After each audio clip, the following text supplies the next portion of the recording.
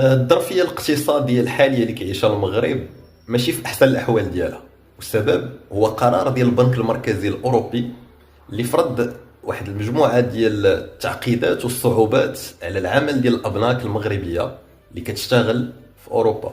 ملي كندويو على الابناك المغربيه اللي كتشتغل في اوروبا فاحنا بلا شك كنهضروا على واحد من اهم واول مصدر ديال العمله الاجنبيه اللي كتدخل للمغرب، وهي التحويلات ديال المغاربه المقيمين بالخارج. هذا الموضوع جا في سؤال ديال صحفي اللي كان حاضر في الندوه الصحفيه الاخرى اللي عقدها الوالي ديال البنك المغرب. نسمعوا شنو كان الجواب ديالو في الموضوع.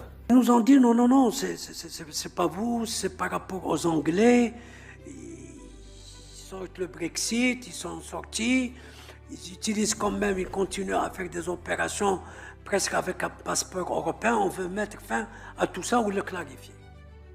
On leur a dit, la directive intéresse tous ceux qui ne sont pas européens. Vous attaquez peut-être les Anglais, mais ça nous touche. Alors, nous avons commencé nous-mêmes à alerter, à commencer à discuter avec chaque banque européenne. C'est ce que nous sommes en train de faire. Il y a eu 2 réunions à Paris. Il y a une réunion qui va se tenir, je crois même, il y a une mission qui part même la semaine prochaine sur ce sujet-là. Donc c'est un peu la tactique que nous utilisons ou la méthodologie d'approche que nous sommes en train d'utiliser. Donc nous finissons la semaine prochaine avec les Français, j'espère qu'elle va dans le sens que nous souhaitons. Nous avons tout un programme qui va se faire avec la France, avec l'Espagne, avec la Commission européenne et avec les autres pays d'Europe, notamment les Pays-Bas, la Belgique et l'Italie. الجواب اللي سمعته دابا من السي عبد اللطيف الجواهري الوالي ديال البنك المغرب هو في الحقيقه جواب دبلوماسي، ولكن هو الجواب اللي خصو يصدر على مسؤول في الحجم ديالو.